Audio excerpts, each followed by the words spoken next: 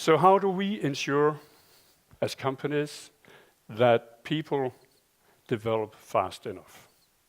And that's a very good question to an HR director, because then he can chew his pencil and think, how I'm going to do that.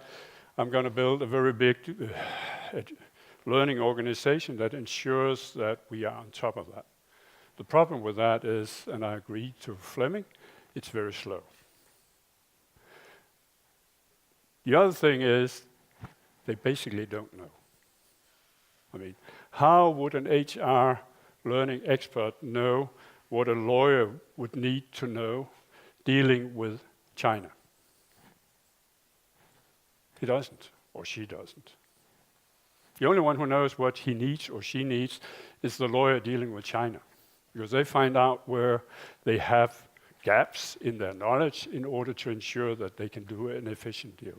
I mean, if we build on the fact that nobody goes to work to destroy anything, but everyone goes to work to build something and to become a success, I mean, people want to know. If they have the personal characteristics we talked about, they don't want anyone to come and tell them what they should know. They find out themselves. They're very self-driven, and they want to define their own future. So actually, when I was at Vestas, I was starting wondering, how could I move learning, the responsibility for learning, from HR to the individual?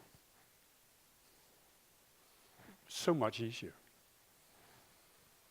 We couldn't do it. We couldn't just say that we did it. We tried it because we had to during the crunch. We just stopped all training, apart from a few vital training programs, what legally was required, and what we thought was supporting the leadership in understanding their roles. Apart from that, no training.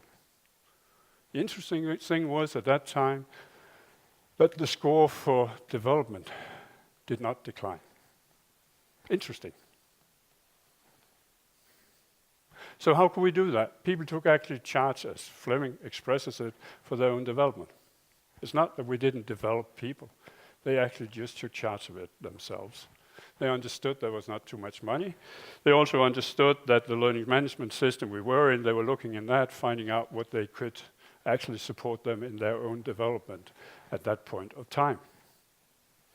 But there was no challenge. There was no wake-up call saying, now you have to do it. And what do you have to do exactly? So then I met Fleming after what, 4 years, Fleming? 8?